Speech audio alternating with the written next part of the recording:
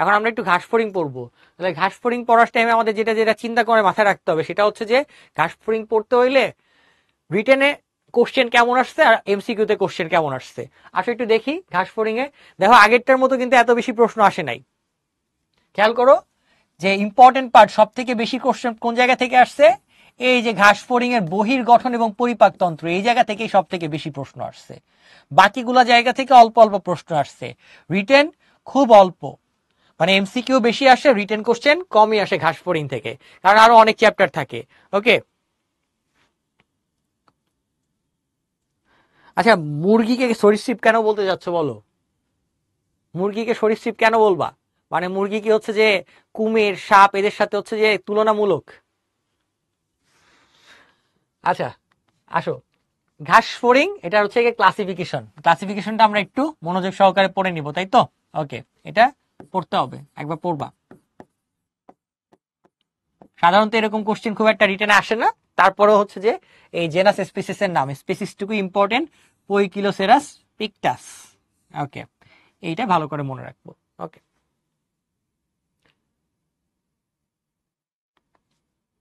বাহ্যিক অঙ্গ সংস্থান।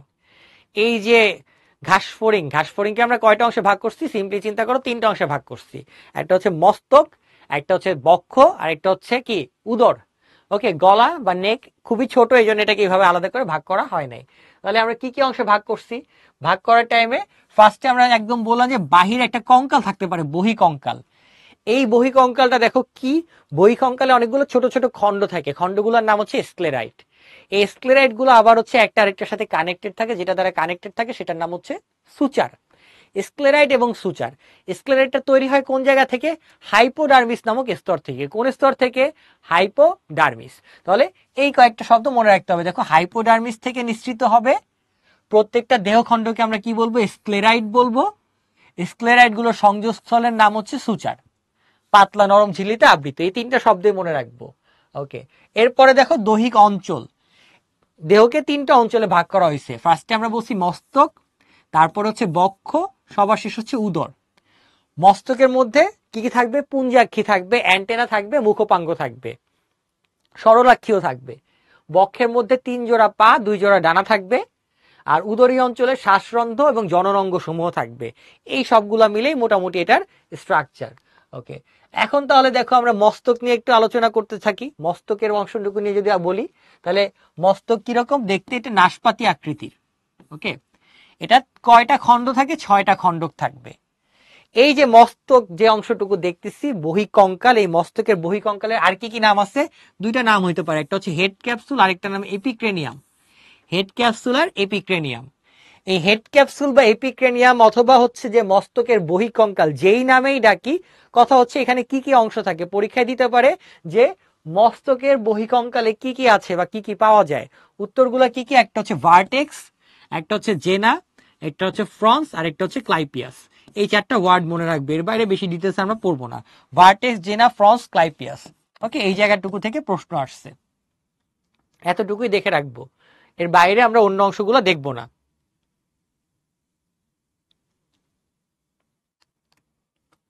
ওকে, এখন দেখো মস্তকের কি কি অংশ থাকে, অর্থাৎ হচ্ছে মস্তক কি কি অংশ বহন করে। ওকে, এই যে কি কি অংশ, ফার্স্ট হচ্ছে মুখপাঙ্গ। মস্তকের মধ্যে অনেকগুলো মুখপাঙ্গ থাকে। এগুলো কি ধরনের? ম্যান্ডিবুলেট বা চর্বণ উপযোগী, মানে চাবাইতে পারে এরকম মুখপাঙ্গ থাকে। আমরা একটু পরেই মুখপাঙ্গ ডিটেলসে আলোচনা করব। তারপরে দেখো পুঞ্জাক্ষী থাকবে। এই পুঞ্জাক্ষী কতগুলো থাকবে? 1 জোড়া থাকবে। এটার আরেকটা নাম কি? ওমাটিডিয়াম, তাই না? এটার আরেকটা নাম ওমাটিডিয়াম। আমরা বলছি ওসেলি বা সরলাক্ষী থাকবে। সরলাক্ষী কয়টা থাকবে? 3টা। সরলাক্ষী থাকবে 3টা। আর অ্যান্টেনা থাকবে। অ্যান্টেনা কয়টা থাকবে? 1 জোড়া। এই যে 1 জোড়া অ্যান্টেনা আমরা দেখলাম, এই 1 জোড়া অ্যান্টেনার মধ্যে পার্টসগুলোর নাম মনে রাখবো, স্কেপ, পেডিসেল এবং ফ্লাজেলাম। স্কেপ, পেডিসেল এবং ফ্লাজেলাম। এই ফ্লাজেলাম গুলো আবার কতগুলো হইতে পারে? 25 খণ্ড পর্যন্ত হইতে পারে, 25 খণ্ড। তাহলে মুখপাঙ্গ যখন বলতে যাচ্ছি তখন আমরা বললাম যে মুখপাঙ্গের মধ্যে হচ্ছে বহিকঙ্কাল থাকে। বহিকঙ্কালের পার্টগুলোর মধ্যে বললাম ভার্টেক্স, জেনা, ক্লাইপিয়াস, ওকে। আচ্ছা, তারপরে আমরা বলতেছিলাম যে এই অংশটুকু মুখপাঙ্গের মধ্যে কি কি থাকবে। তাহলে প্রথম বলছি আমরা মস্তকের মধ্যে মুখপাঙ্গ থাকবে। মুখপাঙ্গের মধ্যে বিভিন্ন হাড়াড্ডি গুলো থাকবে, আমরা একটু পরে সেগুলোর নাম দেখবো। ম্যান্ডিবল থাকবে, ম্যাক্সিলারি পাল্প থাকবে, ল্যাব্রাম থাকবে, ল্যাবিয়াম থাকবে, হাইপোফ্যারিংস থাকবে। ওকে, এরপরে আর কি কি থাকে, এক জোড়া অ্যান্টেনা থাকে। এই জায়গাতে হচ্ছে যে এক জোড়া হচ্ছে কি থাকে, ওমাটিডিয়াম থাকে, আর তিনটা সরলাক্ষী বা ওসেলিস থাকে। ওকে, আর অ্যান্টেনার পার্টস গুলোর নাম এসকেপ, পেডিসেল এবং ফ্লাজেলাম। ওকে, দেখো খেয়াল করে সরলাক্ষী আর পুঞ্জাক্ষীর গঠনের মধ্যে আসলে কি হয়, যে পুঞ্জাক্ষীর ক্ষেত্রে হচ্ছে যে ওই যে ছোট ছোট অনেকগুলো একক থাকে, ওগুলোকে আমরা কি বলি, ওমাটিডিয়াম।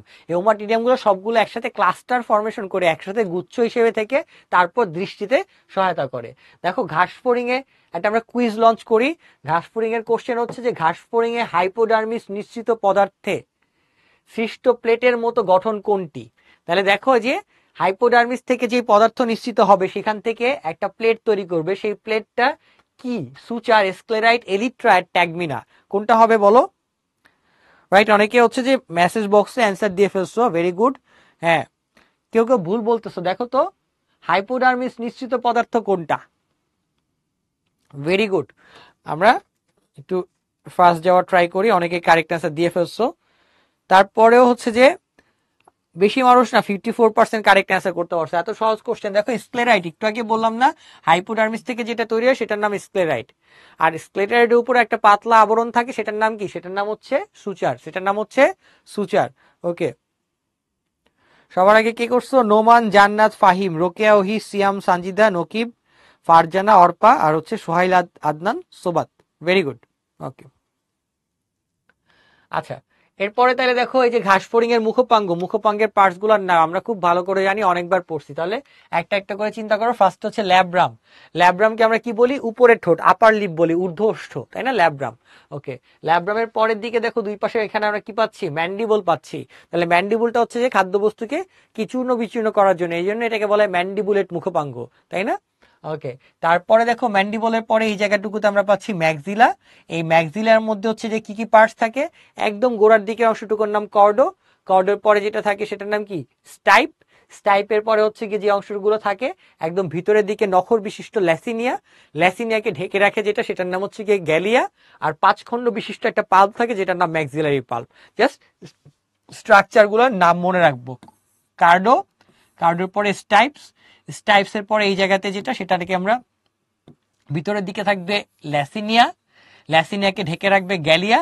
আর সবার বাইরের দিকে খণ্ড 1 2 3 4 5, 5 খণ্ড বিশিষ্ট ম্যাক্সিলারি পাল্প 5টা খণ্ডে থাকবে। তাহলে ম্যাক্সিলারি পাল্প দেখলাম, ল্যাব্রাম, ম্যাক্সিলারি পাল্প এবং ম্যান্ডিবল। এর বাইরে কি থাকে, এখানে একটা হাইপোফ্যারিংস থাকে, আর যেটা থাকে সেটা হচ্ছে ল্যাবিয়াম থাকে। ল্যাবিয়ামকে বলা হয় নিচের ঠোঁট, আর ল্যাব্রামকে বলা হয় উপরের ঠোঁট। তো ল্যাবিয়ামের মধ্যে কি কি থাকে, মেন্টাম থাকে, সাবমেন্টাম থাকে, ল্যাবিয়াল পাল্প থাকে, আর লিগুলি থাকে। এই ল্যাবিয়াল পাল্পটা আমরা মনে রাখবো, আরেকটা পার্ট ল্যাবিয়াল পাল্প। মেন্টাম, সাবমেন্টাম আমাদের এগুলো দেখার দরকার নেই, আমরা ল্যাবিয়াল পাল্প থাকে। পরীক্ষায় ধরো একটা প্রশ্ন হইতে পারে কি, যে মুখপাঙ্গের অংশ,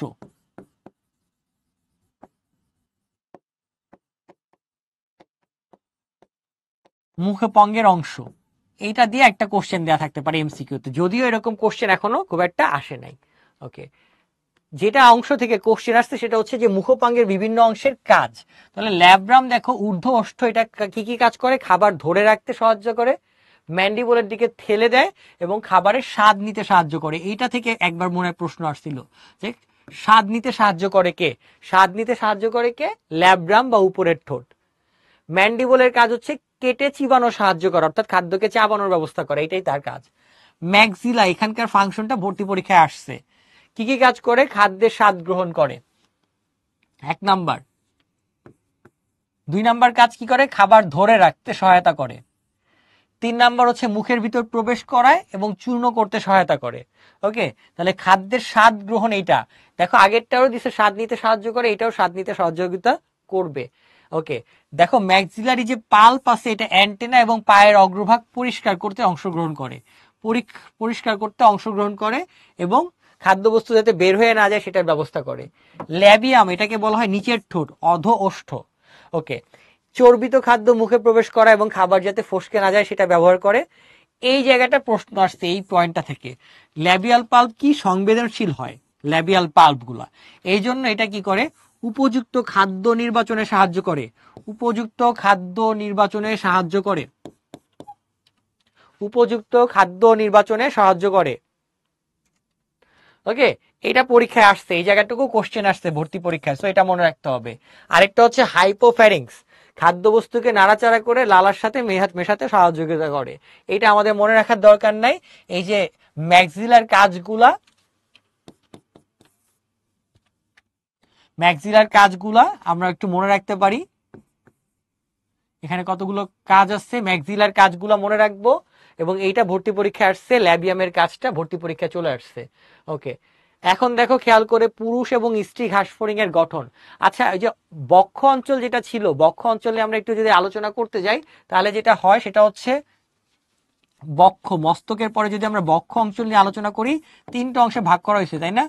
অগ্র, মধ্য, আরেকটা কি পশ্চাৎ, এই তিনটা অংশে ভাগ করা হয়েছে। ওকে, অগ্রবক্ষ, মধ্যবক্ষ। এখন দেখা যাচ্ছে কি যে এই অগ্র আর মধ্য এই দুইটার কানেকশনে এবং মধ্য পশ্চাৎ এই দুইটার কানেকশনে কি করে থাকে, এক জোড়া করে স্পাইরাকল থাকে। এখানে এক জোড়া স্পাইরাকল আর এখানে এক জোড়া ওই যে শ্বাসরন্ধ্র, স্পাইরাকল বা শ্বাসরন্ধ্র থাকে।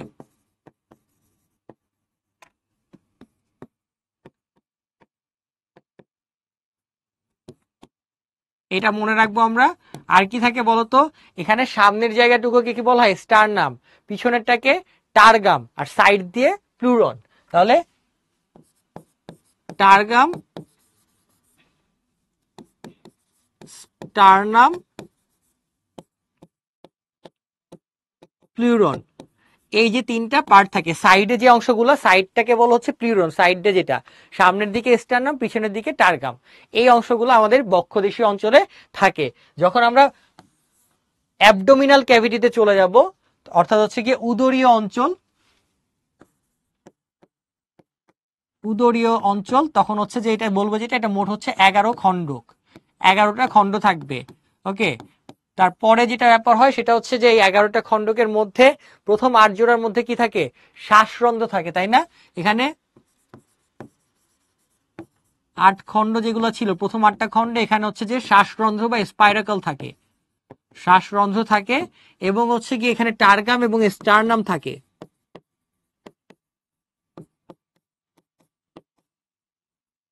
টারগাম এবং স্টারনাম থাকে, কিন্তু কোনো প্রকার প্লুরন থাকে না। ওকে, এখন এই যে অঞ্চলগুলো আছে এটার উপর ভিত্তি করে, এই এরিয়াগুলোর উপর ভিত্তি করে আমরা কি করলাম, আমরা একটা পুরুষ এবং স্ত্রী যে হচ্ছে গিয়ে ঘাসফড়িং আছে সেগুলোকে ক্লাসিফাই করার বা পার্থক্য। পরীক্ষা এখান থেকে যেটা হয়, এখনো রিটেনে কখনো পুরুষ এবং স্ত্রী ঘাসফড়িং এর পার্থক্য আসে নাই, বাট ভবিষ্যতে চাইলেই আসতে পারে যে 3টা পার্থক্য লেখো। এমসিকিউ পার্টটা এখান থেকে ইম্পর্টেন্ট, দেখো খেয়াল করে পার্থক্যের বিষয়, আকার এবং উদর। পুরুষ ঘাসফড়িং এর উদর হচ্ছে সরু, স্ত্রী ঘাসফড়িং এর প্রশস্ত থাকবে। জনন ছিদ্রের অবস্থান কোথায় থাকে, এখানে হচ্ছে যে নবম খণ্ডাংশে, এটা হচ্ছে অষ্টম এবং নবম খণ্ডাংশে। এই যে জনন ছিদ্রের এই জায়গাটুকু আছে, এই জায়গাটুকুতে পুরুষের ক্ষেত্রে নবম এই জায়গাটুকুতে যেটা পাওয়া যায় সেটা হচ্ছে সাবজেনিটাল প্লেট,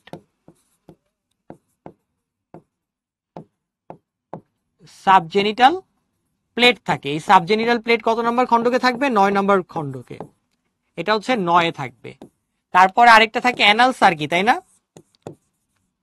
অ্যানাল সার্কি, এই অ্যানাল সার্কি কত নম্বর খণ্ডকে থাকবে, 10 নম্বরে, 10 নম্বর খণ্ডকে যেটা থাকবে সেটার নাম হচ্ছে অ্যানাল সার্কি। ওকে, অ্যানাল সার্কি। আর ফিমেলে 9 নম্বরে যেটা থাকতেছে সেই জায়গাটুকু আমরা কি বলি, ওভিপোজিটর। এই ওভিপোজিটর কত নম্বর খণ্ডকে থাকে, এই নবম খণ্ডকে ওভিপোজিটর থাকে ফিমেলের ক্ষেত্রে। ওকে, আর 11 নম্বর খণ্ডকে যেটা থাকে সেটাকে বলে supra anal plate, supra anal plate, এটা কত নম্বর খণ্ডকে থাকবে, 11 নম্বর খণ্ডকে থাকবে। তাহলে পুরুষে 3টা আলাদা আলাদা টার্ম থাকে, জাস্ট নামগুলো মনে রাখবে, আর এর বাইরে কিছু নাই। Subgenital plate 9, anal cerci 10, anal cerci 10, supra anal plate 11, এই 3টা ওয়ার্ড মনে রাখবা। ফিমেলের ক্ষেত্রে ওভিপোজিটর, এটা কতটা থাকে, 9 নম্বরে থাকে। এর বাইরে আর অন্য কোনো কিছু জানার দরকার নাই, ঠিক আছে? তারপরের দিকে চলো, তাহলে হচ্ছে যে আমরা একটা কুইজ লঞ্চ করে ফেলি। কোশ্চেন কি দিচ্ছে দেখো তো, পুরুষ ঘাসফড়িং এর কততম দেহখণ্ডের টারগাম, কততম দেহখণ্ডের টারগাম সুপ্রা অ্যানাল প্লেটে পরিণত হয়, সুপ্রা অ্যানাল প্লেটে পরিণত হয়?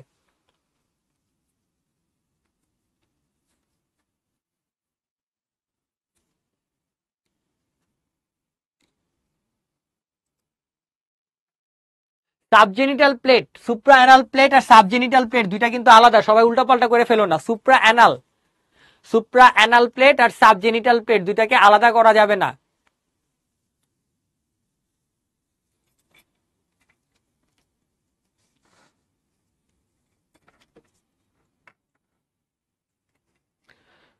প্রচুর মানুষজন উৎসাহ সহকারে দাগাইছো এবং উৎসাহ সহকারে ভুল করছো। এই যে তোমরা যে ভুলভাল দাগাচ্ছ, এই ভুলভাল দাগালে কি হবে, ভর্তি পরীক্ষার দিন একবার দাগাই ফেলে তারপর তো সব মাইনাস মার্কিং শুরু হয়ে যাবে। না পারলে দাগাবা না, চুপচাপ বসে থাকবা, কিন্তু তারপর হচ্ছে যে ভুলভাল তো দাগানো যাবে না।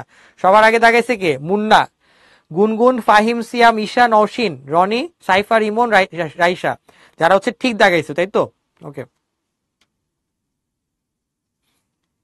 এটা 11তমতে, তাই তো? এই সাবজেনিটাল প্লেট হচ্ছে 9 নম্বরে, সাবজেনিটাল প্লেট 9 নম্বরে, সুপ্রাঅ্যানাল প্লেট 11 নম্বরে, আর অ্যানাল সার্কি এটা কত নম্বরে? 10-এ। ওকে, ঘাস ফড়িং এর উপযুক্ত খাদ্য নির্বাচনে সাহায্য করে কোনটা? উপযুক্ত খাদ্য নির্বাচনে সহায়তা করে ঘাস ফড়িং এ কোনটা? অ্যান্সার করো।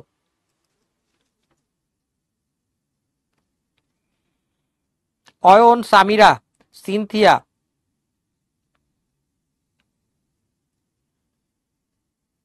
নওশিন, রাইসা, লামিয়া। ওকে, অনেকে ভুলভাল, জান্নাত ঠিক বলছো, হারদিস। উপযুক্ত খাদ্য নির্বাচন ল্যাবিয়াম। আবার একটু মনে করাই দিতে হবে তোমাদেরকে। দেখো, উপযুক্ত খাদ্য নির্বাচন বলছি না, প্রশ্ন আসছে। উপযুক্ত খাদ্য নির্বাচনে সহায়তা করে কে? ল্যাবিয়াম।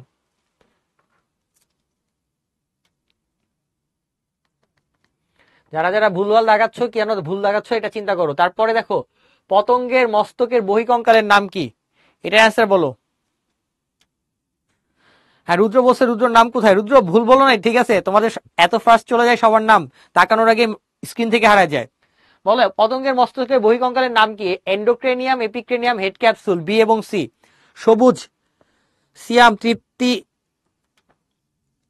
আলভি, সামি, সানজিদা, নাইম। ওকে, অনেকে ভুল বলতেছো। তোশিব, অর্পা। ওকে, বি এবং সি দুইটাই, তাই না? এপিক্রেনিয়াম এবং হেড ক্যাপসুল দুইটাই নাম আসলে। যখন দুইটাই নাম, তাহলে বি আর সি দুইটাই হবে। পতঙ্গের দেহখণ্ডকে কাইটিনময় প্লেটের মতো অংশকে কি বলে? দেহখণ্ডকের কাইটিনময় প্লেট, এটা বলো। অ্যান্সার কি? সানজিদা, মিলি, সামিরাস, মাইশা, দৃষ্টি, ইসরাফিল, সবুজ, লিসান, তামান্না, আজিজুল, ইসরাফিল। ওকে, গুড। স্ক্লেরাইট। বাকি যারা সুচার, স্টার্নাম, প্লিউরন এগুলা নিয়ে চিন্তা করতেছো, তারা আবার ভুল করতেছো। কাইটিনময় প্লেটের মতো পার্ট মানে হচ্ছে স্ক্লেরাইট, তাই তো? যেটা হাইপোডার্মিস থেকে তৈরি। এটা হাইপোডার্মিস হতে সৃষ্ট, তাই তো?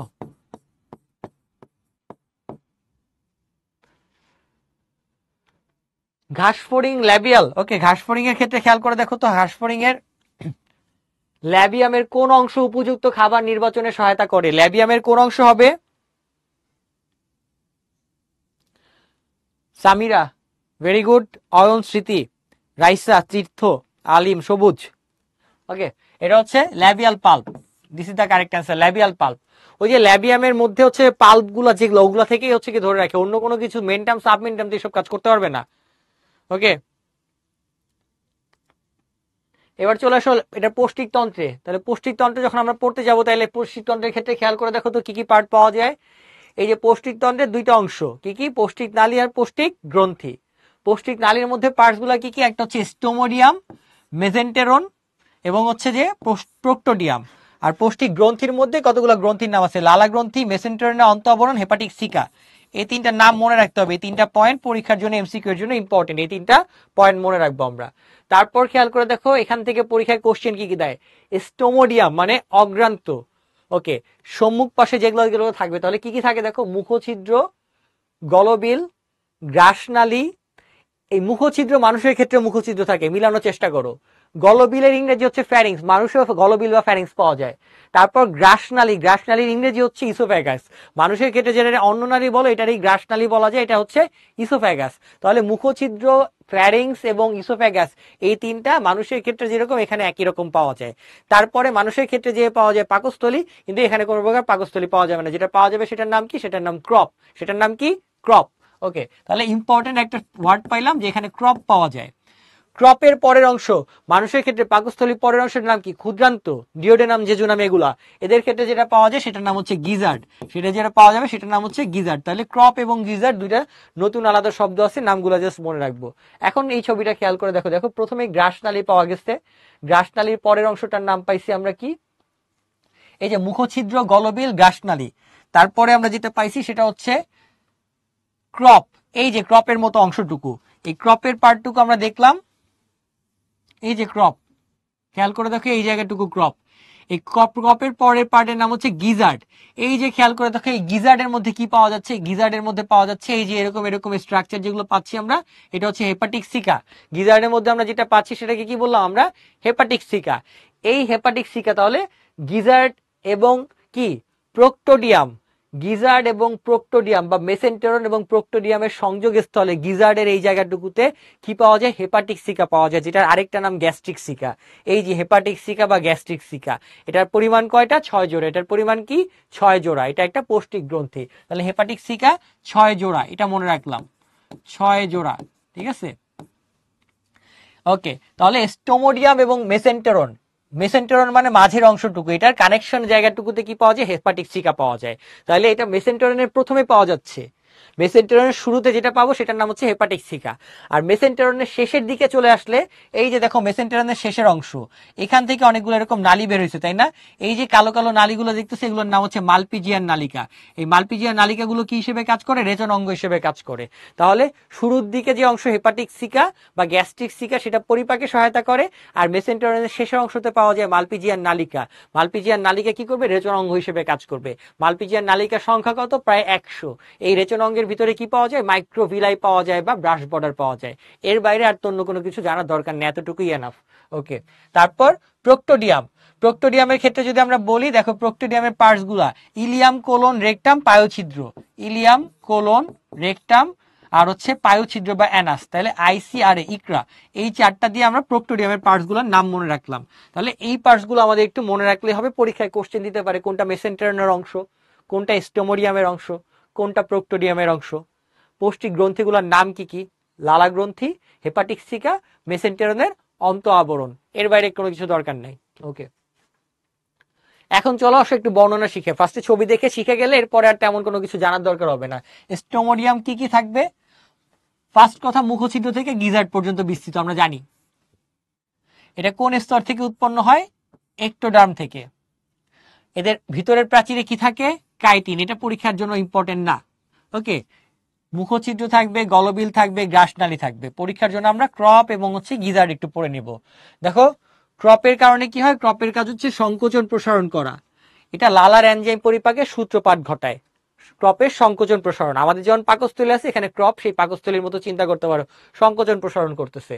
এরপর হচ্ছে গিজার্ড বা প্রোভেন্টিকুলাস। এই গিজার্ডে কি থাকে? দেখো সব 6 দিয়ে মনে রাখবা। এখানে কাইটিনময় 6টা দাঁত থাকে, 6টা হচ্ছে অনুলম্ব ভাঁজ থাকে এবং 6টা প্যাড থাকে। এগুলো নিয়ে গঠিত। প্যাডের চুলগুলো ছাকতির মতো কাজ করে। ওকে, তাহলে হচ্ছে যে গিজার্ড বা প্রোভেন্টিকুলাস, এতটুকু মনে রাখলেই হবে।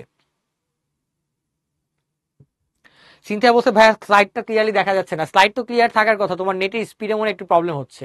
ঠিক আছে, পৌষ্টিক তন্ত্র দেখো, পৌষ্টিক তন্ত্রের মধ্যে থাকে মেসেন্টেরন বা মধ্য পৌষ্টিক নালী, যেটাকে আমরা বলছি। এই মধ্য পৌষ্টিক নালীর মধ্যে কোন জায়গা থেকে কোন জায়গা? গিজার্ড থেকে উদরের মধ্যাংশ পর্যন্ত এটা বিস্তৃত থাকবে। এটা কি হয় দেখো, কোন স্তর থেকে? আগেরটা পাইছো একটোডার্ম, এটা হচ্ছে এন্ডোডার্ম। এটা আলাদা, তাই না? আগেরটা একটোডার্ম ছিল, এটা এন্ডোডার্ম। এবং এটা একটা পর্দা দ্বারা আবৃত থাকে, অন্তঃপ্রাচীরে, পেরিট্রফিক পর্দা। আগেরটা কি পাইছো দেখো, কাইটিন আর একটোডার্ম। এখানে পাবা এন্ডোডার্ম এবং পেরিট্রফিক পর্দা। আর কি থাকবে? এখানে অনেকগুলো স্ফিংটার থাকবে।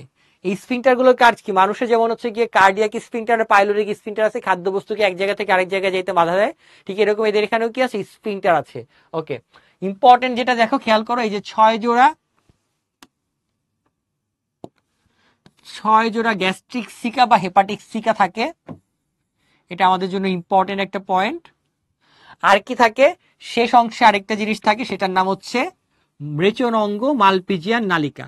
রেচনাঙ্গ মালপিজিয়ান নালিকা। এর বাইরে অনেকগুলো এনজাইম থাকে যেগুলো পরিপাকে সহায়তা করে, যেমন মল্টেজ, অ্যামাইলেজ, এগুলো মানুষেও পাওয়া যায়, তাই না? আমরা নামগুলো শিখেছিলাম।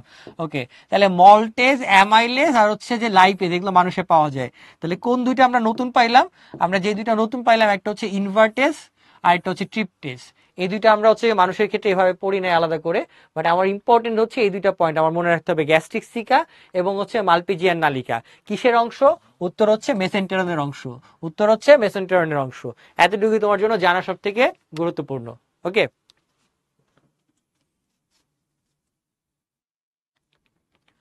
পৌষ্টিক তন্ত্রের পরের পাঠ হচ্ছে প্রোক্টোডিয়াম বা পশ্চাৎ পৌষ্টিক নালী। জাস্ট 4টা অংশের নাম মনে রাখবে। এটাও দেখো একটোডার্ম থেকে, তাহলে দুইটা জিনিস কিন্তু একটোডার্ম থেকে, শুধুমাত্র এইটা হচ্ছে এন্ডোডার্ম, শুধুমাত্র এইটা এন্ডোডার্ম, বাকি সব একটোডার্ম। ইলিয়াম, কোলন, রেকটাম, পায়ুছিদ্র। পায়ুছিদ্র কোন জায়গায় থাকে? দশম দেহ খণ্ডকের অঙ্কীয় দেশে উন্মুক্ত হয়। ওই যে অ্যানাল সার্কি বলছি না, একজন জিজ্ঞেস করছে ভাই অ্যানাল সার্কি কি ছিল? এই যে পায়ুছিদ্র, অ্যানাল সার্কি, দশম উদরীয় খণ্ডকে অঙ্কীয় দেশে উন্মুক্ত হচ্ছে। রক্ত সংবহন তন্ত্র, আমরা এটা অনেকবার পড়ছি এইচএসসি অ্যাডমিশন, মানে আমাদের একাডেমিক পারপাজে। সো একাডেমিক পারপাজে পড়লে আমরা হচ্ছে যে একটু যদি আলোচনা করতে চাই, রক্ত সংবহন তন্ত্র কোন প্রকৃতির আমরা জানি, এটা হচ্ছে যে মুক্ত রক্ত সংবহন তন্ত্র। কেন মুক্ত রক্ত সংবহন তন্ত্র? কারণ রক্তগুলা কি করে, হৃৎপিণ্ড, রক্তনালীর বাইরেও হচ্ছে অনেকগুলো সাইনাস বা দেহ গহ্বরে উন্মুক্ত হয়, দেহ গহ্বর থেকে সরাসরি তারা দেহ কোষে পৌঁছায় যেতে পারে। এই জন্য এটাকে কি বলা হয়? মুক্ত রক্ত সংবহন তন্ত্র বলা হয়। তাহলে মুক্ত রক্ত সংবহন তন্ত্র কাদের কাদের ক্ষেত্রে পাওয়া গেছে? আমরা আর্থ্রোপোডাদের ক্ষেত্রে পাইছি এবং মলাস্কার ক্ষেত্রে পাইছি। ওকে, এখন তাহলে দেখো এই যে এই মুক্ত রক্ত সংবহন তন্ত্রে এদের কি কি অংশ আছে? তাহলে একটা পার্ট যেটা, সেটা হচ্ছে হিমোসিল থাকে।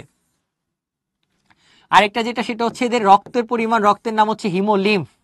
আর 3 নাম্বার যেটা, সেটা হচ্ছে পৃষ্ঠীয় বাহিকা। এখন এটাকে সরাসরি হার্ট বলা হয়, অন্য কোনো কিছু না বলে এটাকে সরাসরি হার্ট বা হৃৎপিণ্ড বলা হয়, বা হৃদযন্ত্র, হৃৎপিণ্ড, যেটাই বলো।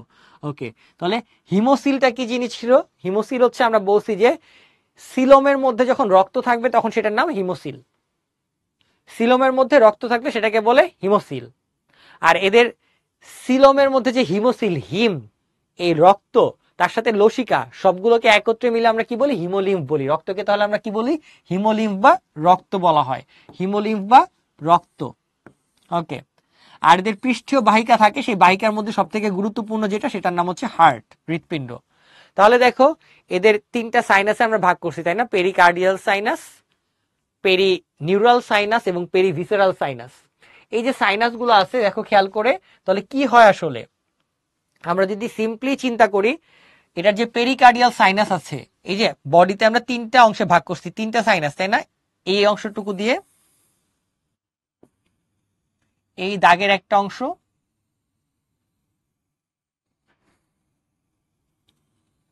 তাহলে ভিতরের অংশটা হচ্ছে পেরিভিসেরাল সাইনাস। এই পেরিভিসেরাল সাইনাসে কি থাকবে? অ্যাবডোমেনের যে অর্গানেলিস গুলো আছে, উদরীয় ভিতরে যে অর্গান গুলো আছে, সেগুলো পেরিভিসেরাল সাইনাসে থাকবে। উপরে যে পার্টটুকু আছে সেটা পেরিকার্ডিয়াল সাইনাস। পেরিকার্ডিয়াল সাইনাসের মধ্যে কি থাকবে? তাহলে হার্টের পার্টগুলো থাকবে, রক্ত সংবহন তন্ত্র। রক্ত সংবহন তন্ত্রের মধ্যে মেইনলি কি থাকবে? হার্ট। আর কি থাকবে? অ্যাওর্টা। দুইটা অ্যাওর্টা, একটা হচ্ছে সম্মুখ আর একটা পশ্চাৎ। আর কি থাকবে? হার্টের কতগুলো খণ্ড, এই খণ্ডগুলো, প্রকোষ্ঠগুলো কয়টা? এটা হচ্ছে 7 খণ্ডে থাকবে। তাহলে খেয়াল করে দেখো, আমরা যদি বলি 1 2 3 4 5, সরি, 1 2 3 4 5 6 7, এই যে 7টা খণ্ড, এই প্রত্যেকটা জায়গায় কি আছে? অস্টিয়া আছে, তাই না? অস্টিয়া নামক ছিদ্র দ্বারা রক্ত কি করবে? এই যে একটার পর একটা 1 2 3 4 এইভাবে এই রাস্তা দিয়ে চলে আসবে। এসে তাহলে সবার লাস্টে কি করবে? সম্মুখ অ্যাওর্টা দিয়ে কোথায় চলে যাবে? মস্তিষ্কের সাইনাসে চলে যাবে। এই মস্তিষ্কের সাইনাস থেকে এর পরবর্তীতে এটা কি করতে পারবে? পেরিনিউরাল সাইনাসে চলে যেতে পারবে। পেরিনিউরাল সাইনাস থেকে আবার খুব ইজিলি কোথায় যেতে পারবে? পেরিভিসেরাল সাইনাসে। পেরিভিসেরাল সাইনাস থেকে এটা আলটিমেটলি কোথায় যাবে? এই রাস্তা দিয়ে যে আবার এই পশ্চাৎ অ্যাওর্টা দিয়ে হার্টের ভিতর প্রবেশ করবে।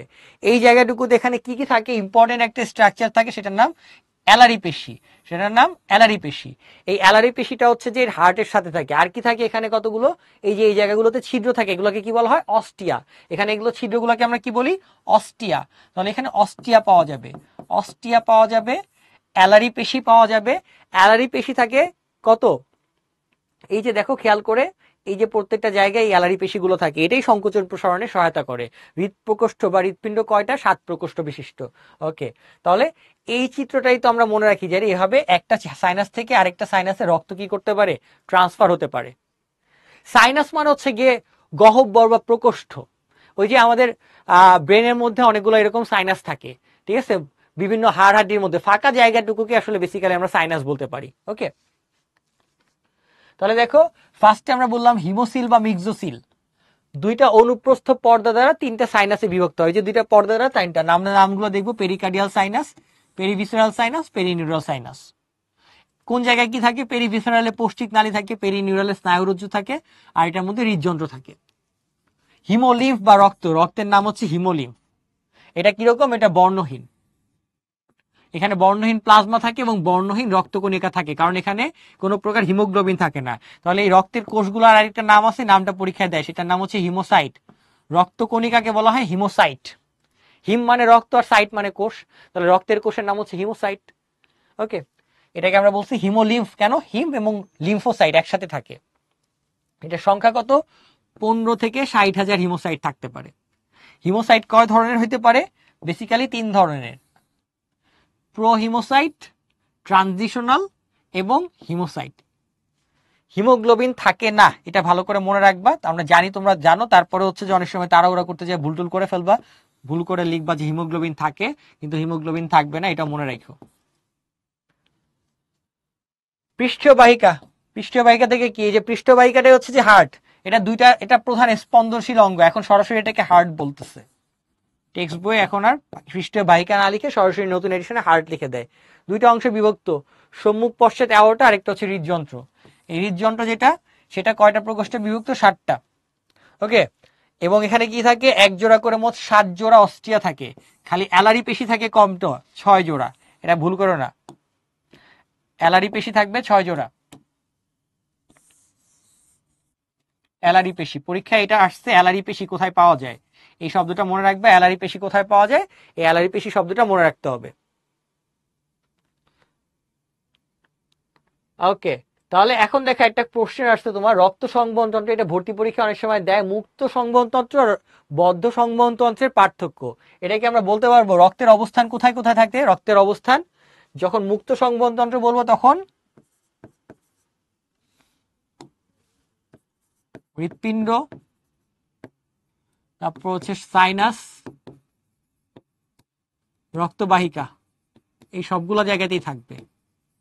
আর এখানে হচ্ছে যে বদ্ধ হইলে হৃৎপিণ্ড,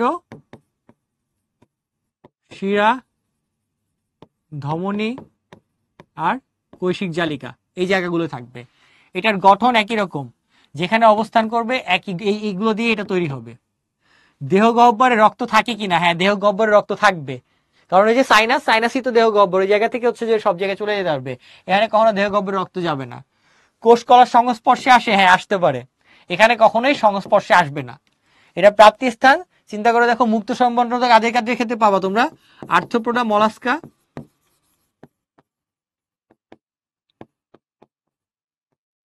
আর এটা অ্যানেলিডা এন্ড কর্ডাটা।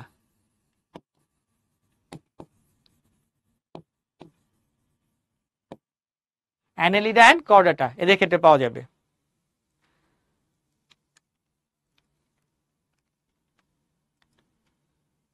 প্রিভিয়াস ইয়ারের কোশ্চেন, চলো একটু সলভ করে ফেলি। ঘাস ফড়িং এর সমগ্র দেহে একবার রক্ত প্রবাহ সম্পন্ন হতে কত সময় লাগে?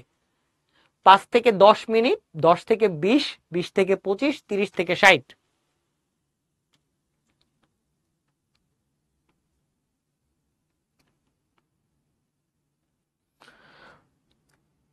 সুমাইয়া স্মৃতি, সবুজ, ওকে, বাদল, আলিমা, শিফাত, ওকে, ধৃতি, রাইট। 30 থেকে 60 মিনিট লাগে।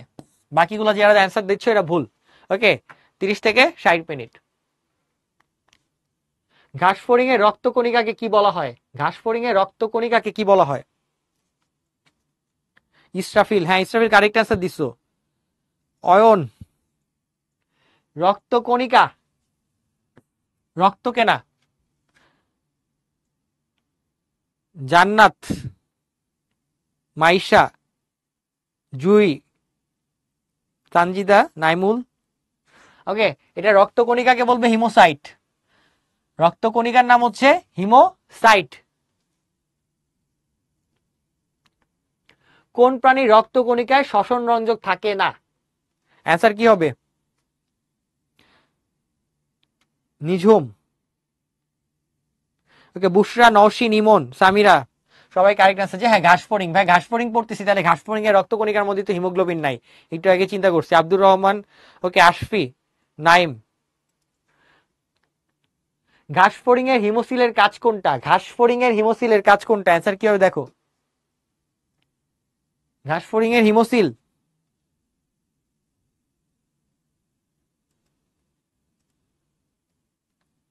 Noman, Jannat, Rafi, Sinthia, correct, very good, Samira.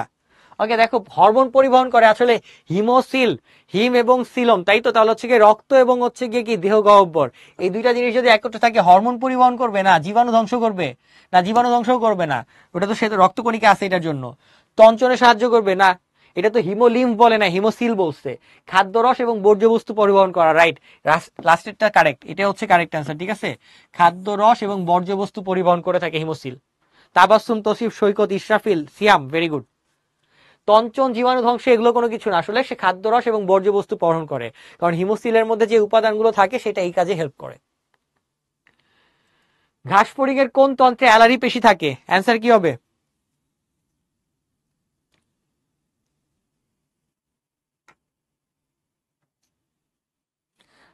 Abdur Rahman, Naib, Naushin, Sumaiya, very good. রক্ত সংবহন তন্ত্র, সবাই কারেক্ট অ্যান্সার যে ভাই রক্ত সংবহন তন্ত্র, অন্য কোনো কিছুতে অ্যালারি পেশি থাকার কথা না। পৌষ্টিক তন্ত্রে থাকবে না, শ্বসন রেচন কোনোটাতে থাকবে না। ওকে, শ্বসন তন্ত্রে থাকবে ট্রাকিয়া, রেচন তন্ত্রে থাকবে মালপিজিয়ান নালিকা, আর পৌষ্টিক তন্ত্রে কি পাওয়া যাবে? পৌষ্টিক তন্ত্রে অনেক কিছুই পাওয়া যেতে পারে, প্রোক্টোডিয়াম, স্টোডিয়াম, তারপর হচ্ছে যে হেপাটিক সিকা বলতে পারো, তাই তো। ইনসেক্টের রক্তকে কি বলে? এটা অ্যান্সার বলো। লামিয়া বলছে, লামিয়ার নাম বলা হয় না কেন? লামিয়া অ্যান্সার এবার নাম বলে দিছি, আচ্ছা ঠিক আছে। ইনসেক্টের রক্তকে কি বলে দেখো? হিমোসিল, হিমোফিলিয়া, হিমোলিম্ফ এবং অস্টিয়াম, রাইট, সবাই কারেক্ট অ্যান্সার দিয়ে ফেলছো। Haemolymph, haemolymph is the correct answer. Azmi, Imain, Kajal, Mahfuza, Toshiba, Askari, Arshi, Tirtha, Irshad. Okay, ইনসেক্টের কাজ হচ্ছে রক্তকে বলে হিমোলিম্ফ। ওকে, ভেরি গুড। এবার বলো ঘাসফড়িং এর রক্তের নাম কি? ইসরাফিল, রাইট। এরপরেরটা বলো। শ্রীপ্রমা, হাবিবুল্লাহ, ভুল বলছো। জান্নাত, রাফি, লামিয়া, ভেরি গুড, সবাই একই অ্যান্সার, আগেরটার মতো haemolymph, this is the correct answer. Okay, Hamza, Maruf, okay, Sanchita, Drishti, Mim, ভুল বলছো। আচ্ছা, তারপরে হচ্ছে কি আমরা আর দুইটা অংশ পড়বো, এই দুইটা পড়লে আমাদের শেষ হয়ে যাবে।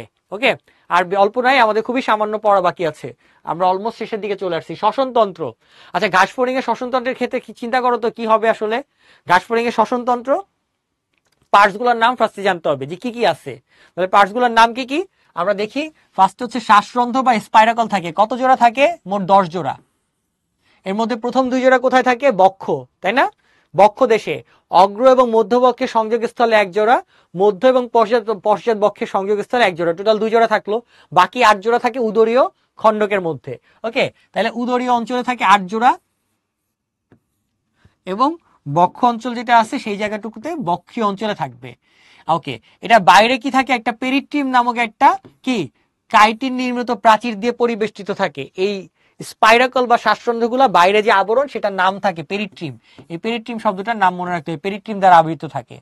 ওকে, পেশি নিয়ন্ত্রিত কপাটিকার মাধ্যমে এগুলো খোলা বন্ধ হয়, এটা আমাদের জানা দরকার নেই। স্পাইরাকল 10 জোড়া, 2 জোড়া বক্ষে থাকে, 8 জোড়া উদরে থাকে, বাইরের আবরণের নাম পেরিট্রিম। ওকে, শেষ।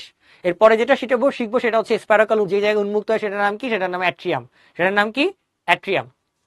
ওকে, তাহলে শ্বাসনালী বা ট্রাকিয়া, দেখো প্রত্যেকটা শ্বাসরন্ধ্র অ্যাট্রিয়াম নামক ক্ষুদ্র প্রকোষ্ঠে উন্মুক্ত হয়। তাহলে শ্বাসরন্ধ্র উন্মুক্ত হয় যে জায়গার সেটার নাম হচ্ছে অ্যাট্রিয়াম, তাই তো? ওকে, তাহলে আমরা শ্বাসরন্ধ্র উন্মুক্ত হয় কোন জায়গায়? অ্যাট্রিয়ামে। ওকে, তারপরে খেয়াল করে দেখো, এই যে ট্রাকিয়া বা শ্বাসনালী, এটা হচ্ছে প্রধান শ্বসনের প্রধান অঙ্গ। এই অঙ্গের মধ্যে কি কি পাওয়া যায় শ্বাসনালী বা ট্রাকিয়ার মধ্যে? এখানে অনেকগুলো চাপা বহুভুজাকার কোষ থাকে, বাইরের দিকে এপিডার্মিস, মাঝে চাপা বহুভুজাকার এপিথেলিয়াম, এবং ভিতরের দিকে থাকে কিউটিকল। ওকে, পরীক্ষার জন্য যেটা গুরুত্বপূর্ণ সেটা হচ্ছে এইটার মধ্যে একটা স্ট্রাকচার থাকে যেটার নাম টিনিডিয়া। এই টিনিডিয়ার কারণে এটা কখনো চুপসে যায় না। টিনিডিয়ার কারণে ট্রাকিয়া কখনো চুপসে যায় না। এটাই পরীক্ষার সব থেকে গুরুত্বপূর্ণ লাইন, এটা বারবার আসে। কেন চুপসে যায় না? টিনিডিয়ার কারণে। এটা এই ট্রাকিয়া বা শ্বাসনালী মোট 3 জোড়া অনুদৈর্ঘ্য এবং কিছু অনুপ্রস্থ থাকে। অনুদৈর্ঘ্য থাকে 3 জোড়া, মানে এই যে দৈর্ঘ্য বরাবর দেখো এরকম, এই বরাবর থাকে 3 জোড়া বা 6টা। কোথায় কিভাবে থাকবে? সামনে 1 জোড়া, পিছনে 1 জোড়া, 2 সাইডে 1 জোড়া। তাহলে মোট 3 জোড়া থাকে অনুদৈর্ঘ্য বরাবর, বাকি যেগুলো থাকে সব অনুপ্রস্থ থাকে। ওকে, তারপর দেখো 3 নাম্বার হচ্ছে ট্রাকিওল, আরেকটা হচ্ছে ট্রাকিওল কোষ বা প্রান্তীয় কোষ। ওকে, আমরা যে ছবিটা যদি খেয়াল করে দেখি তাহলে যেটা দেখবো সেটা হচ্ছে প্রান্তীয় কোষ যে অংশটুকু আছে, প্রান্তীয় কোষ বা ট্রাকিওল কোষ, এই কোষগুলার আমরা গঠনগুলো জানি তাই না? প্রান্তীয় কোষ বা ট্রাকিওল কোষ, সেখান থেকে শেষে যেটা বের হয় সেটার নাম ট্রাকিওল। তাহলে সবার লাস্টে যেটা থাকে সেটার নাম ট্রাকিওল কোষ বা প্রান্তীয় কোষ। ওকে, এটা কিরকম? এটা তারকা আকৃতির একটা হচ্ছে কোষ। ওকে, এখান থেকে কি উৎপন্ন হয়? এখান থেকে হচ্ছে ট্রাকিওল উৎপন্ন হয়, এতটুকুই মনে রাখবো, আর কিছু দরকার নাই। এটাকে মনে মনে 3 চিন্তা করলে ভালো। তারপরে এখান থেকে লাস্টে যেটা উৎপন্ন হয় সেটা হচ্ছে ট্রাকিওল, সব শেষ শাখা তাই না? শেষ শাখার নাম ট্রাকিওল। এটার মধ্যে ইনটিমা এবং টিনিডিয়া থাকে না, এটার কারণে এটা চুপসায় যেতে পারে। এটার ভিতরে কি থাকে? এটার ভিতরে থাকে শুধুমাত্র টিস্যু রস, মানে তরল থাকে। ট্রাকিয়ার মধ্যে বাতাস থাকবে, এটার মধ্যে টিস্যু রস থাকবে, এবং সেই টিস্যু রসের মধ্যে কি হবে? এটা হচ্ছে যে কেন চুপসায় যেতে পারবে? কারণ এখানে ইনটিমা এবং টিনিডিয়া কি নাই, ইনটিমা টিনিডিয়া নাই, তাহলে এটা চুপসায় যেতে পারবে, এটাই হচ্ছে ব্যাপার। আর এটার ভিতরে অনেকগুলো কি থাকে? বায়ুথলি থাকতে পারে। নামগুলো দেখে রাখবা, শ্বসনের পার্টের অংশ নয় কোনগুলা। বন্যা কারেক্ট আনসার দিছো। ওকে বন্যা, হ্যাঁ তো আগেরটা কারেক্ট আনসার বন্যা দিতে পারছো। শ্বসন তন্ত্র, তাহলে শ্বসন তন্ত্র খেয়াল করে দেখো, এই যে শ্বসনের গতিপথ, এখান থেকে একবার ভর্তি পরীক্ষায় প্রশ্ন আসছে, তাহলে কোন জায়গা থেকে শুরু হবে? ধরো চিন্তা করো, এই যে বায়ুমণ্ডল থেকে প্রথমে অক্সিজেন নিবে, এটা কোথায় যাবে? শ্বাসরন্ধ্রে যাবে। শ্বাসরন্ধ্রের নাম কি? মানে স্পাইরাকল। স্পাইরাকল, এই স্পাইরাকল যে চওড়া জায়গাটা উন্মুক্ত হয়েছে সেই জায়গার নাম কি? অ্যাট্রিয়াম। তাহলে শ্বাসরন্ধ্র বা স্পাইরাকল থেকে যাচ্ছে অ্যাট্রিয়ামে, অ্যাট্রিয়াম থেকে এবার কোথায় যাবে? ট্রাকিয়া যাবে। ট্রাকিয়া কখনো চুপসায় যায় না, কেন? কারণ ট্রাকিয়ার বাইরে কি আছে? টিনিডিয়া নামক আবরণ আছে। ট্রাকিয়া থেকে কোথায় চলে যায়? ট্রাকিওলে যায়। ওকে, এদের মাঝখানে কি থাকে? ট্রাকিওল কোষ থাকে তাই না? ট্রাকিওল কোষ। ওকে, এই ট্রাকিওল কোষ থেকে ট্রাকিওল তৈরি হয়। ট্রাকিওল হচ্ছে চুপসে যায়, কারণ এখানে কোনো টিনিডিয়া নাই, আর এখানে টিনিডিয়া থাকে।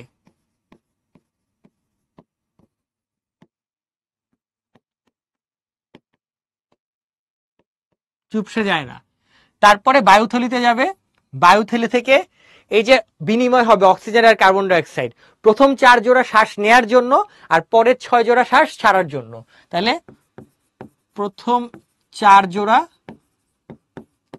শ্বাস গ্রহণ আর শেষ 6 জোড়া শ্বাস ত্যাগ। ওকে, তাহলে এই যে হইলো, তারপর হচ্ছে যে বিনিময় হবে, প্রান্তীয় থলি আবার একইভাবে চলতে থাকবে। এটা হচ্ছে যে শ্বসনতন্ত্রের গতিপথ, এখান থেকে প্রশ্ন আসছে। তাহলে দেখো প্রশ্নটা কি ছিল? ঘাস ফড়িং এর শ্বসনের গতিপথের ক্রম কোনটা? ঝটপট উত্তর দিয়ে ফেলো। ইমতিয়াজ বলছে ভাইয়া আর কতক্ষণ? ইমতিয়াজ আর বেশিক্ষণ না, শেষ করে ফেলবো ভাইয়া। এই তো আমরা চেষ্টা করতেছি যত দ্রুত পড়া যায়। ওকে, ঘাস ফড়িং এর শ্বসনতন্ত্রের গতিপথের ক্রম কোনটা? প্রথমে অক্সিজেন নিবে শ্বাসরন্ধ্রে, স্পাইরাকলে যাবে, তারপর স্পাইরাকল যে জায়গায় উন্মুক্ত হয় সেটার নাম কি ছিল? অ্যাট্রিয়াম। অ্যাট্রিয়াম থেকে কই যায়? ট্রাকিয়া। তাহলে অ্যাট্রিয়াম থেকে কোথায় যাবে? ট্রাকিয়া। তাহলে প্রথমটা কারেক্ট বেশি। ওকে, তাহলে 1 নাম্বারটা কারেক্ট আনসার। ওকে, একটু ঠান্ডা মাথায় বুঝে শুনে পড়তে হবে তাই তো? হ্যাঁ, ইসরাফিল সহ তাবাসসুম, সিয়াম, ইসরাফিল সবাই কারেক্ট আনসার দিছো। ওকে, হ্যাঁ এখন আপাতত আবার নাম পড়া বন্ধ রাখি তাই না? আমরা পরের অংশে চলে যাই। দেখো ঘাস ফড়িং এর দেহের উভয় পাশে মোট কয়টা স্পাইরাকল আছে? এটা অ্যান্সার বলো, ঝটপট বলে ফেলো। কয়টা স্পাইরাকল থাকে? সানজিদা, নোমান, সাকিয়া, প্রচুর মানুষ ভুলভাল করতেছো। সামির, স্মৃতি, দৃষ্টি, এই কয়টা বলছে? 10টা না, 10 জোড়া থাকে, মানে মোট হচ্ছে 20টা। এই জন্য তো প্রশ্ন পড়তে হবে ভালো করে। বলছে মোট কয়টা, কয় জোড়া বলছে, তাহলে সব 10টা করে দাগাচ্ছ কেন? ওকে, তাহলে অ্যান্সার হচ্ছে 20টা। হ্যাঁ শুভ ঠিক বলছো, হামজা বলছে। ওকে ইসরাফিল, ওকে কারেক্ট অ্যান্সার। রেচনতন্ত্র, এই যে যা কিছু খাইছে এতক্ষণ এগুলো সব বের করে দিতে হবে, তাহলে বের করার জন্য তার রেচনতন্ত্র লাগবে। অলরেডি আমরা নাম জানি, রেচনতন্ত্রের নাম কি? মালপিজিয়ান নালিকা। এটা হচ্ছে প্রধান রেচন অঙ্গ, এটা শিখে রাখবা। আর আনুষাঙ্গিক গুলার নাম দেখবা, কিউটিকল, নেফ্রোসাইট, ইউরিকোস গ্রন্থি, ইউরেট কোষ, শুধু নাম। ওকে, এটা দেখে রাখবা। হ্যাঁ তাবাসসুম কারেক্ট বলছো, ইসরাফিলও কারেক্ট বলছে, ভেরি গুড। রেচনতন্ত্র দেখো তাহলে, প্রধান রেচন অঙ্গ, এটা অনেকবার পরীক্ষা আসছে, ঠিক আছে, এটা ভুল করা যাবে না। এটার নাম হচ্ছে মালপিজিয়ান নালিকা। ওকে, এটা কিরকম? হলুদ বর্ণের হবে, ঠিক আছে। এটা কোন জায়গায় থাকে? মালপিজিয়ান নালিকা আমরা বলছি ওই যে মেসেন্টেরনের শেষ অংশে ছিল, মনে নেই? মেসেন্টেরনের শেষে। ওকে, বাইরের দিকে একটা বেসমেন্ট পর্দা থাকে এবং ভেতরের দিকে এই যে অসংখ্য মাইক্রোভিলাই থাকে, এরকম ধরো এটা একটা নালীপথ, এটার ভিতরের দিকে এরকম ছোট ছোট মাইক্রোভিলাই থাকে। এই ভিলাইগুলো থাকার কারণে কি হচ্ছে? মাইক্রোভিলাই থাকার কারণে পৃষ্ঠতলের ক্ষেত্রফল বেড়ে যায়। এটা হচ্ছে ব্রাশের মতো, এই জন্য এটার নাম ব্রাশ বর্ডার। ব্রাশ বর্ডার, এটা খুব ভালো করে মনে রাখতে হবে যে এই ব্রাশ বর্ডার কোথায় পাওয়া যায়? ব্রাশ বর্ডার পাওয়া যায় মালপিজিয়ান নালিকার ভিতরে। ওকে, প্রিভিয়াস ইয়ারে কোশ্চেন দিচ্ছে ঘাস ফড়িং এর রেচন অঙ্গের নাম কি? উত্তর বলো। না, হাইড্রা রুইমাস আজকের টপিক না, এটা তো শেষ করতে পারা যাচ্ছে না। রাইট, জান্নাত, হাবিবা, ফাহিম, নয়ন, শাকিল, সুমাইয়া, সবাই কারেক্ট অ্যান্সার বলছো। ভাই এটা হচ্ছে মালপিজিয়ান নালিকা। এর মধ্যে কেউ কেউ দেখলাম আমার ভুল করে শিখাকোষ লিখে ফেলছে, নেফ্রিডিয়া লিখছে। শিখাকোষ নেফ্রিডিয়া কারা লিখতেছো? সি হবে, রাইট। নাইম ভুল লিখছো, স্নেহা, সৈকত, আজমিরা, সিয়াম, কাজল ভুল লিখছো, মাইশা, ইসরাফিল কারেক্ট। ওকে, সংবেদী কোষ, এটা কি?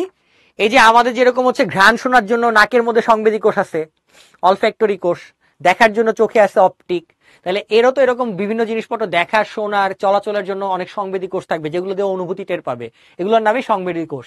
এরকম সংবেদী কোষ অনেকগুলো আছে, যেমন স্পর্শ করতে পারে, এটা হচ্ছে রোম এবং ব্রিসেল দিয়ে। ঘ্রাণ শুনতে পারবে কিভাবে?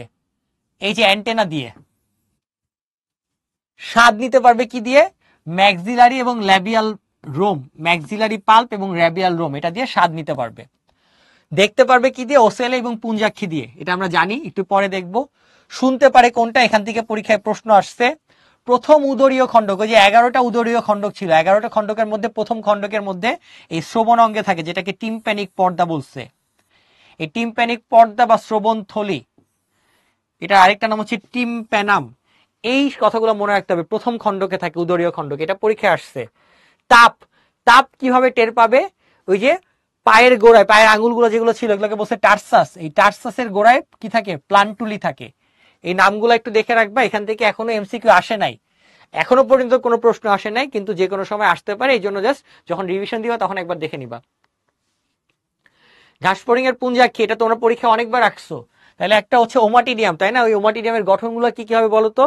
এই যে উপরের দিকে কর্নিয়া থাকে, এই কর্নিয়া কি হিসেবে কাজ করে? লেন্সের মতো কাজ করে, তাই না? কর্নিয়া কি থেকে তৈরি হয়? কর্নিয়ার নিচে যেখানে কর্নিয়াজেন কোষ, এই কর্নিয়াজেন কোষ হচ্ছে দুইটা, এখান থেকে কর্নিয়া তৈরি হয়। তারপর কি থাকে? তারপর যেটা থাকে সেটা হচ্ছে এই যে ক্রিস্টালাইন কোন কোষ। ক্রিস্টালাইন কোন কোষ কয়টা থাকে? এই যে এরকম 4টা, 4টা ক্রিস্টালাইন কোন কোষ মিলে যেটা তৈরি করে সেটার নাম হচ্ছে ক্রিস্টালাইন কোন। এটা হচ্ছে ক্রিস্টালাইন কোন, তাই তো? আচ্ছা, এর বাইরে কি থাকে? একটা আইরিশের আবরণ থাকে, তাইলে এই যে আইরিশের রঞ্জক আবরণ, আইরিশের রঞ্জক আবরণ পাওয়া যাবে এই জায়গাতে, এই যে আইরিশের রঞ্জক আবরণ। ওকে, এটা কি করবে? এটাকে ঢেকে রাখবে বা কি উন্মুক্ত থাকবে, যাতে আলো প্রবেশ করতে বা বের হইতে পারে। নিচের দিকে চলে আসি, ক্রিস্টালাইন কোণের নিচের দিকে একটা কানেকশন আছে, যেটার নাম হচ্ছে র্যাবডোম, যেটার নাম হচ্ছে র্যাবডোম। তাহলে এখানে আমরা র্যাবডোম পাবো। এই র্যাবডোমটা কি থেকে তৈরি হবে? র্যাবডোমটা তৈরি হবে এটার পাশে যে রেটিনুলার কোষ আছে, সেই রেটিনুলার কোষ থেকে। তাহলে রেটিনুলার কোষের কাজ হচ্ছে র্যাবডোম তৈরি করা। রেটিনুলার কোষ থাকে কয়টা? 7 থেকে 8টা, 7 থেকে 8টা। তাহলে 7 থেকে 8টা রেটিনুলার কোষ থেকে র্যাবডোম তৈরি হচ্ছে।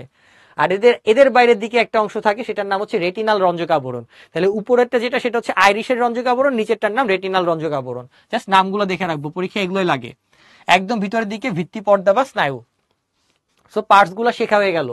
ওকে, ওমাটিডিয়াম হচ্ছে পুঞ্জাক্ষীর গঠন ও কাজের একক, এটা এমসিকিউ হিসেবে দেয়, লাইনটা মনে রাখবো আমরা। পুঞ্জাক্ষী প্রায় 2000, ওমাটিডিয়াম দিয়ে তৈরি, মানে একটা পুঞ্জাক্ষীর মধ্যে 2000 ওমাটিডিয়াম থাকে। দুইটা লাইন ইম্পর্টেন্ট, এখান থেকে এমসিকিউ দুইটাই দিতে পারে। অংশ, এখান থেকে এমসিকিউ দেয়। দেখো ফার্স্টে কর্নিয়া, এটা হচ্ছে লেন্সের মতো কাজ করে, এটা দেখে রাখবা। ওকে, তারপরে খেয়াল করো কর্নিয়াজেন কোষ, এই কর্নিয়াজেন কোষ থেকে কর্নিয়া তৈরি হয়। ক্রিস্টালাইন কোন কোষ থেকে ক্রিস্টালাইন কোন তৈরি হয়। এটা কি প্রতিসরণশীল অঙ্গ, এটাই মনে রাখবা, আর কিছু দরকার নাই। ওকে, ফলে আলো প্রবেশে সাহায্য করবে। আইরিশ রঞ্জক আবরণ কালো কণিকা বহনকারী কোষ, এটা আমরা জানি। রেটিনুলার কোষ থেকে কি তৈরি হয়, র্যাবডম তৈরি হয়। রেটিনুলার কোষের সংখ্যা কত, 7 থেকে 8টা। র্যাবডমের মাধ্যমে কি হয়, আলো গৃহীত হয়, এটাই মনে রাখবে, আলো গৃহীত হয় র্যাবডমের মাধ্যমে। রেটিনাল রঞ্জক আবরণ এটা কি করবে, এটা ফাংশনটুকু একটু আলাদা না, এটা হচ্ছে প্রত্যেকটা ওমাটিডিয়ামকে পরস্পর থেকে পৃথক করে। ওমাটিডিয়ামকে একটা থেকে আরেকটা পৃথক করে, যে সেটার নাম হচ্ছে রেটিনাল রঞ্জক আবরণ। লাস্টে ভিত্তি পর্দা এবং স্নায়ুতন্ত্র, স্নায়ুতন্ত্রের মাধ্যমে মস্তিষ্কে প্রেরণ করবে। জাস্ট ফাংশন গুলো দেখে রাখবে। একটা ছবি আঁকা শিখতে পারো, রিটেন কখন এরকম কোশ্চেন আসে নাই যে ওমাটিডিয়ামের গঠন বর্ণনা করো, বরঞ্চ এই জায়গাগুলো থেকে এরকম হচ্ছে কি কোনো একটা পার্টস দিয়ে তোমাকে দিয়ে দিতে পারে। তাহলে দর্শন কৌশল কি হয়, দুইটা হয় তাই না, একটা হচ্ছে অ্যাপোজিশন আর একটা সুপার পজিশন। অ্যাপোজিশন আর সুপার পজিশন। ওকে, তাহলে সুপার পজিশন কখন হবে বলতো, যখন হচ্ছে গিয়ে মৃদু আলো থাকবে, তাই না, মৃদু আলোতে। আর মোজাইক প্রতিবিম্ব হবে বা অ্যাপোজিশন হবে কি, তীব্র আলোতে, তাই না।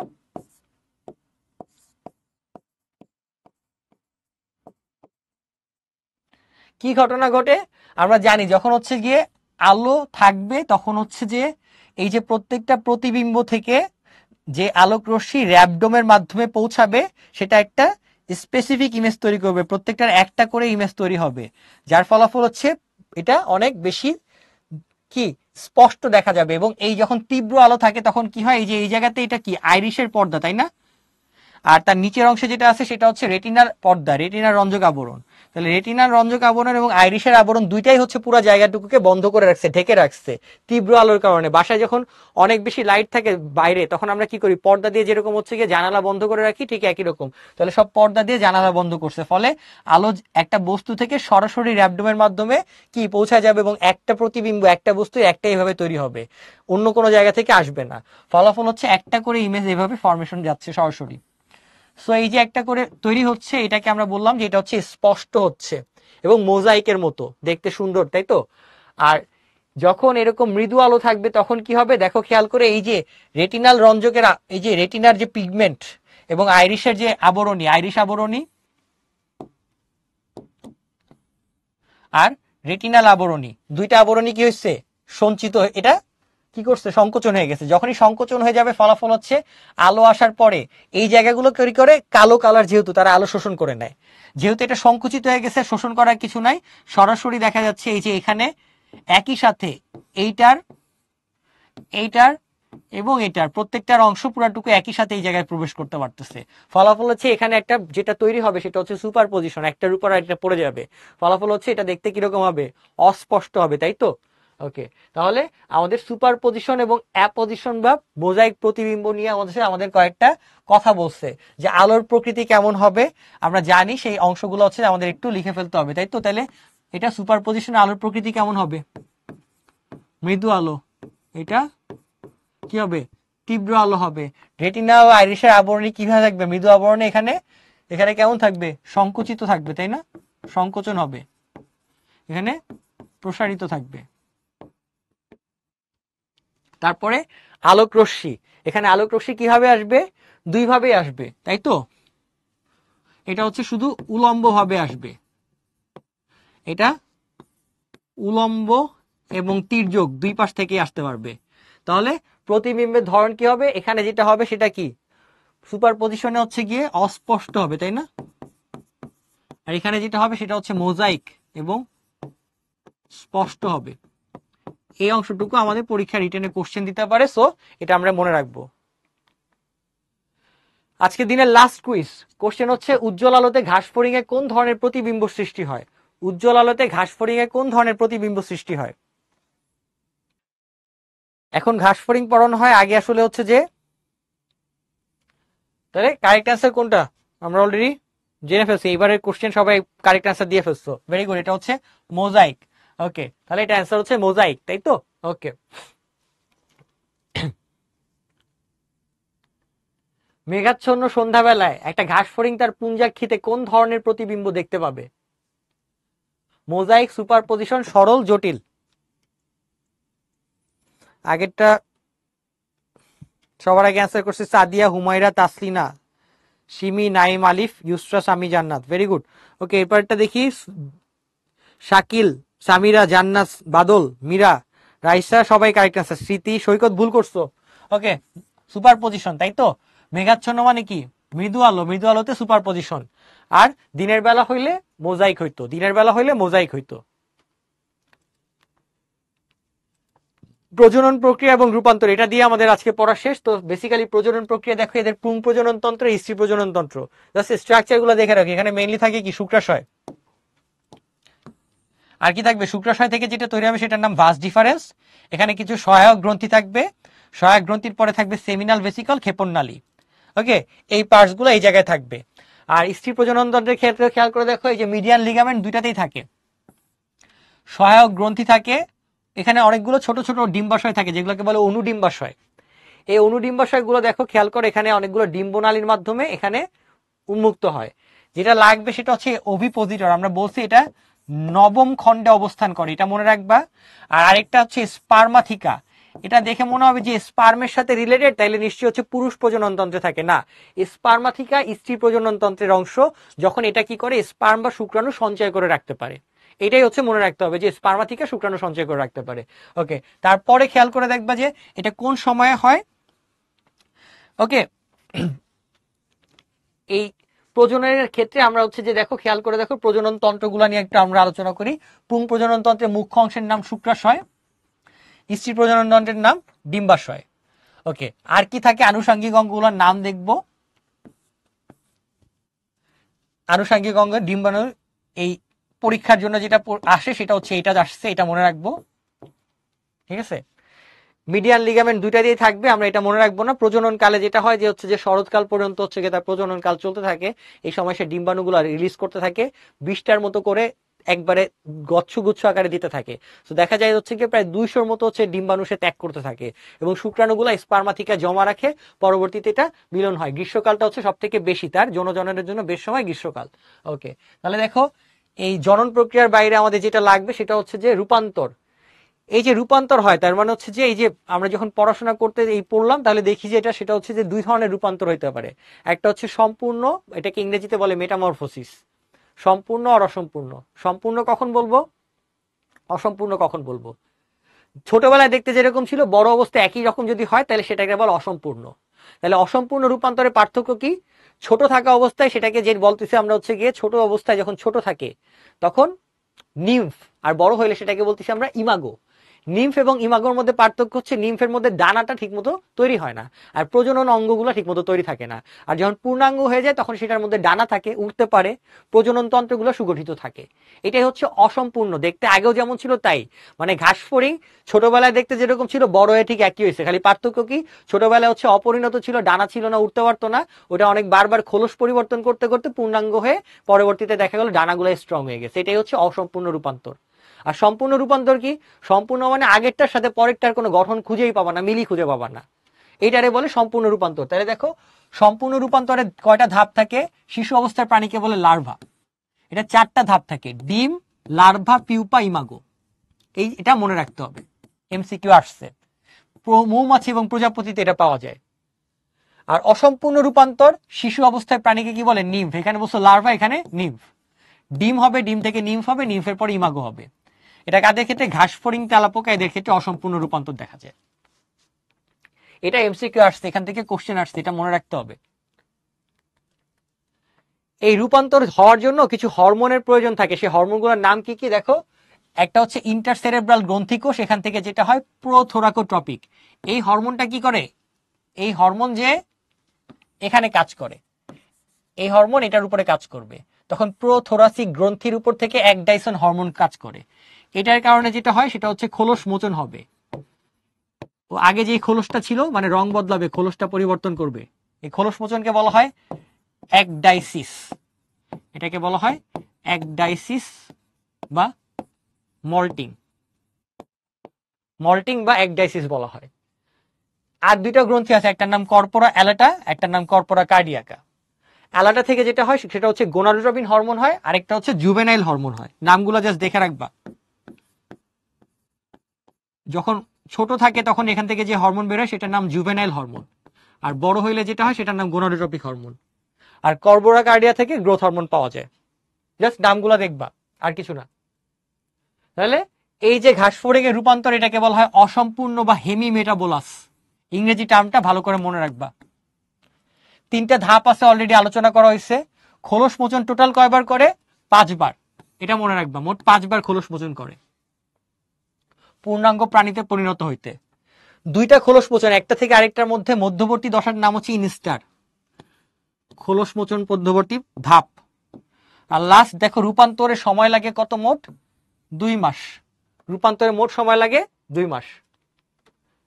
তাহলে আমরা পড়া মোটামুটি শেষ করে ফেলছি। আমরা দুইটা কোশ্চেন সলভ করবো, দুইটা কোশ্চেন করে আমাদের পড়া শেষ হয়ে যাবে। পৈকিলোসেরাস পিকটাসে যৌন মিলনের পরে ডিম না পারা পর্যন্ত শুক্রাণুগুলো কোথায় জমা থাকে? তাহলে ডিম না পারা পর্যন্ত শুক্রাণুগুলো কোথায় জমা থাকবে? সবুজ, লামিয়া, সবাই কারেক্ট অ্যান্সার দিছে। রাইসা, জান্নাত, সুমাইয়া, সাদিয়া, জান্নাত, আলিমা, জিহাদ। জিহাদ ভুল বলছো। ওকে, এটা হচ্ছে স্পার্মাথিকা ডেফিনেটলি। যৌন মিলনের পরে যদি বলে ডিম না পারা পর্যন্ত শুক্রাণু কোথায় জমা থাকে, যৌন মিলনের পরে, তাইলে হচ্ছে স্পার্মাথিকা। আর যৌন মিলনের আগে হইলে সেমিনাল ভেসিকল।